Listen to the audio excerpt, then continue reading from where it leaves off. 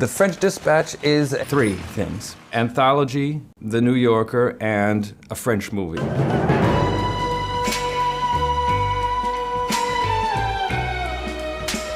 The French Dispatch is a movie that's made up of a collection of different stories that appear in an edition of the French Dispatch, which is this American Outpost International magazine. Shrink the masthead, cut some ads, and tell the foreman to buy more paper.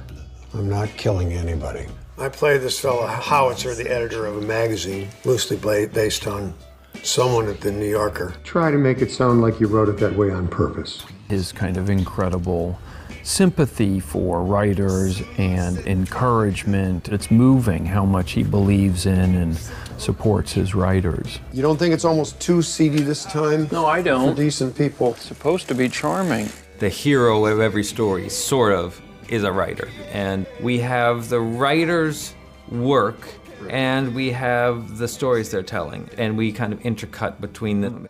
We take as the subject of tonight's lecture Mr. Moses Rosenthaler, certainly the loudest artistic voice of his rowdy generation. The concrete masterpiece is J.K.L. Barrington, which is the character that I play. Account of a great master called Moses Rosenthaler.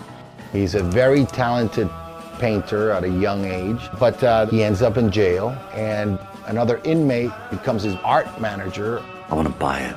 It's not for sale. Yes, it is. No, it isn't. Yes, it is. No, it isn't. Yes, it is. The kids did this. Obliterated 1,000 years of Republican authority in less than a fortnight. What do they want? Freedom. Full stop. In the late 60s, there was a student revolution. It was a turning of the culture, a changing of the tide. The youthful reach for ego and intellect. Is there a story in us for the people of Kansas? Maybe. Frances McDormand has this character that's inspired by Mavis Gallant. She had so many great short stories that were published in the New Yorker over the years, and this whole story is really intended as a bit of an homage to her. Lieutenant Nescaffier. He is the great exemplar of the mode of cuisine known as police cooking. May I interrupt with a question? Please, just permit me to dog-ear the page mentally. Beg your pardon.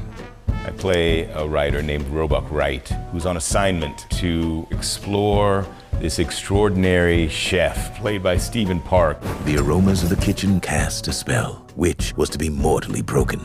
Other events descend upon the table, and his story veers away along with those events.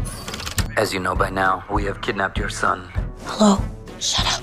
The night erupts into a kidnapping, a chase, and a criminal story. It's like a voyage in sensations. It's almost like a drug trip.